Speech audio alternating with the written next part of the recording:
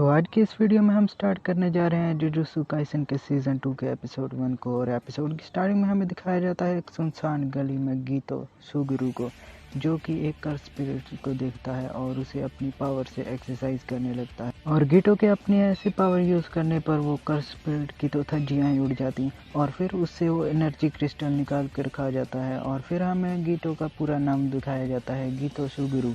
और वो उसकी एबिलिटी बताई जाती है कि वो उन कर्स स्पिरिट की एनर्जी को खा लेता है और फिर उन्हें अपनी बैटल में यूज़ कर सकता है अपनी तरीके से। दरअसल वो उस बॉल को खाकर अपने तरीके से उस बीस्ट को समन कर सकता है जिसे भी उसने एक्सरसाइज किया होता है, और फिर उससे वो किसी को भी हरा सकता है, जितना भी चाहे पावरफुल बीस्ट को समन कर सकता है।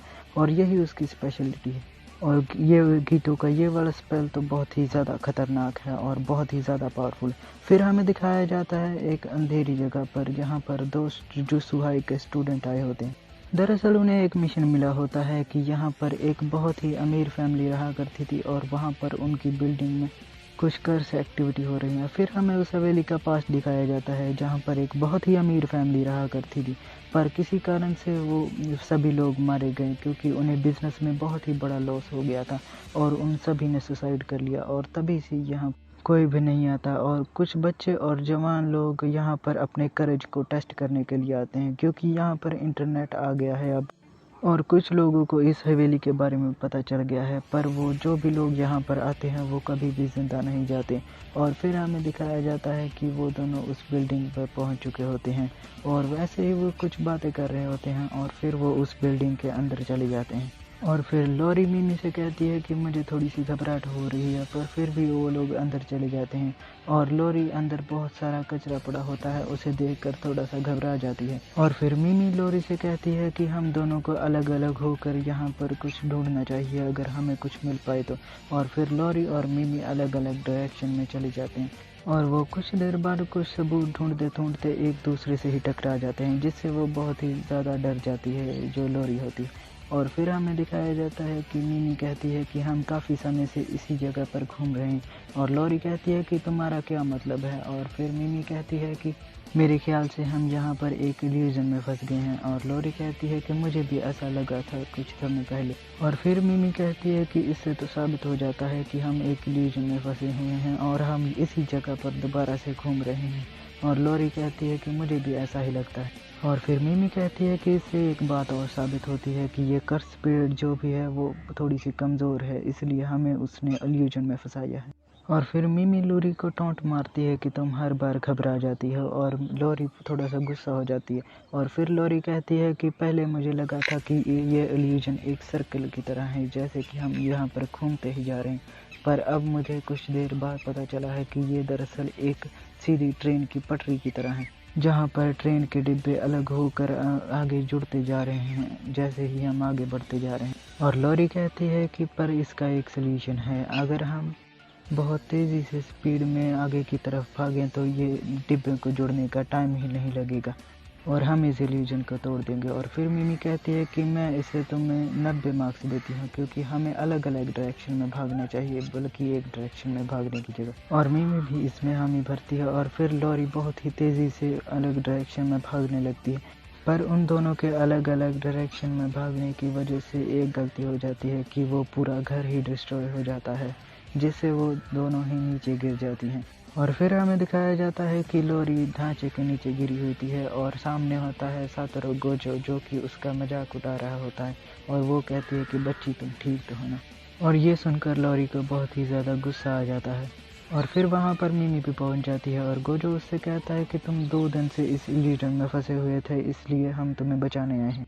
और मिमी को आ जाता है एक आइडिया और वो कहती है कि हम 2 दिन से इस मिशन पे थे, इसलिए हम एक्स्ट्रा फीस चार्ज करेंगे। और तभी लॉरी को दिखाई देता है कि वो बड़ा सा कर्स स्पिरिट उसके पीछे पड़ जाता है और लॉरी बहुत ही ज़्यादा घबरा जाती है। और तभी हमारी एंट्री होती है गीतो की, जो कि अपने उस स्पिरिट से भी बड़ा एक कर्स स्पिरिट बाहर निकालता है और उससे उस स्पिरिट को निगल जाता है, जिसके कारण वो उसे बाद में एब्जॉर्व कर सके और अपनी फ़ाइट में यूज़ कर सके। और गोजो फिर से लॉरी का मजाक उड़ा रहा है और फिर गीतो कहता है कि तुम्हें कमज़ोरों का मजाक नहीं उड़ाना चाहिए, जिससे वो लॉरी बहुत ही ज़्यादा गुस्सा दे।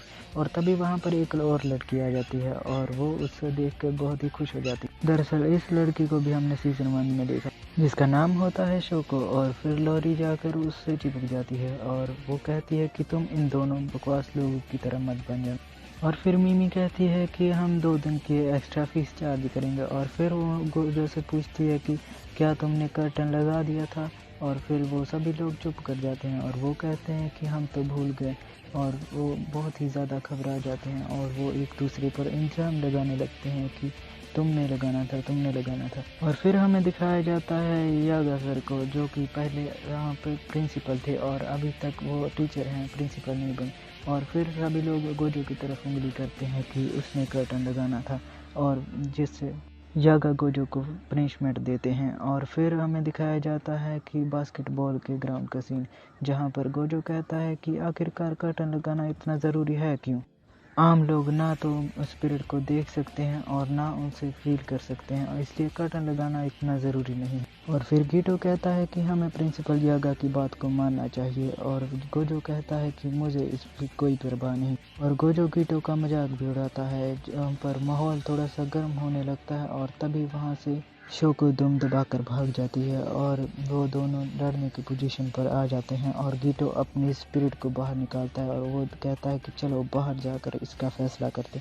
और तभी वहाँ पर प्रिंसिपल यागा आ जाते हैं, जिसे देखकर वो दोनों ऐसे एक्ट कर रहे थे कि वो तो बस कसरत कर रहे थे, उन्होंने तो कुछ किया ही नहीं। और प्रिंसिपल यागा कहते हैं कि तुम्हें अभी के अभी मेरे साथ चलना होगा, तुम दोनों को। और फिर हमें दिखाया जाता है कि स्कूल में 1000 साल पुराना सॉर्सरर है जिसका नाम है मास्टर टेंजन, और वो अपनी कर्स टेक्निक के कारण अमर है।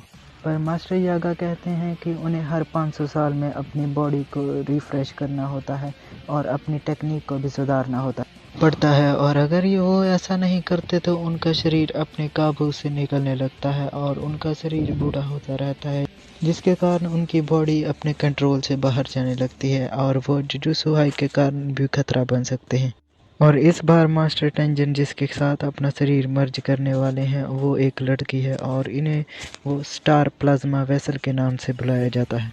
और गोजो और गीटो का मिशन भी यही है कि उन्हें इस लड़की को सही सलामत जुजुत्सु हाई के स्कूल में लेकर आना है। और गीटो पूछता है कि इसमें प्रॉब्लम क्या है, और फिर मास्टर यागा कहते हैं कि इसमें प्रॉब्लम ये है कि इसके पीछे 2 एसोसिएशन है। एक का नाम है क्यू, जिसके पास बहुत ही ज़्यादा वॉरियर है, और दूसरी का नाम है स्टार वेसल एसोसिएशन, जिसमें कोई भी कर्स यूजर नहीं है, पर इनके पास मनी बहुत ही ज़्यादा है जिसके कारण ये कुछ भी कर सकते। और गोजो और गीतो इस मिशन के लिए मान जाते, और गोजो और गीतो उस बिल्डिंग के पास भी पहुंच जाते हैं जहां पर वो वेसल है। और गोजो कहता है कि अच्छा तो इस बिल्डिंग में है वो वेसल, और फिर गीतो अंदर जाता है और गोजो वहीं पर नीचे नज़र लगता है, और वो दोनों एक दूसरे से फ़ोन पर बात कर रहे होते हैं कि अगर कुछ गड़बड़ हो तो वो वहाँ पर पहुँच सके। और गोजो एटीट्यूड दिखाते हुए कहता है कि हम दोनों बहुत ही स्ट्रॉन्ग हैं, हम सभी को हरा देंगे। और गीटो गोजो की ऐसी बात सुनकर शॉक होता है, और फिर हमें दिखाया जाता है कि गीटो उस फ्लोर पर पहुंच जाता है और वो जाकर उस रूम का दरवाजे की बेल बजाता है, और आगे से एक लड़की का जवाब आता है कि मैं आ रही हूँ। और तभी वहाँ पर एक बहुत ही ज़्यादा बड़ा ब्लास्ट हो जाता है, और ये ब्लास्ट गोजो भी देख लेता है, पर गीटो उस अटैक से बच जाता है एक कुकून जैसी स्पिरिट के अंदर छुपकर।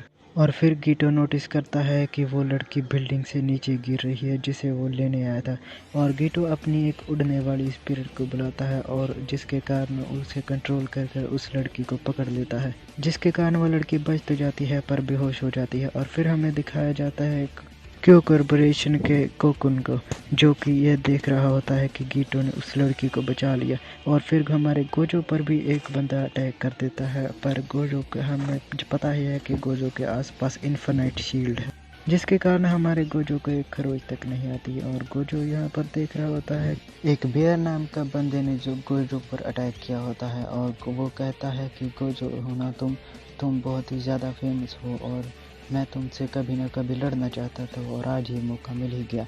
और फाइट शुरू करने से पहले गोजो उस बंदे से कहता है कि अगर तुम मुझसे मरने की भीख नहीं मांगोगे तो भी मैं तुम्हें जिंदा नहीं छोड़ूंगा। और फिर हमें दिखाया जाता है टाइम वेसल एसोसिएशन के बंदों को, जिसके पास बहुत ही सारा पैसा है, और उन्होंने किलर को हायर किया होता है इस मिशन को कंप्लीट करने के लिए। और वो उससे कहता है कि खुशी तोरो, क्या तुम तैयार हो। और ये फुशीतोरो नाम सुनकर आप इस बंदे को पहचान ही गए होंगे, पर मैं स्पॉइलर नहीं देना चाहता, इसलिए मैं अभी आपको कुछ भी नहीं बताऊंगा। और अगले एपिसोड में हमें ये पता जाएगा कि ये फुशीतोरो आखिर है कौन। और यहीं पर हमारे जुजुत्सु काइसन के एपिसोड 1 की एंडिंग होती है। और दोस्तों, मैंने अपने चैनल पर सोल लैंड को भी एक्सप्लेन कर रखा और वो नीचे प्लेलिस्ट में ही है, तो ज़रूर से उसे क्लिक करें।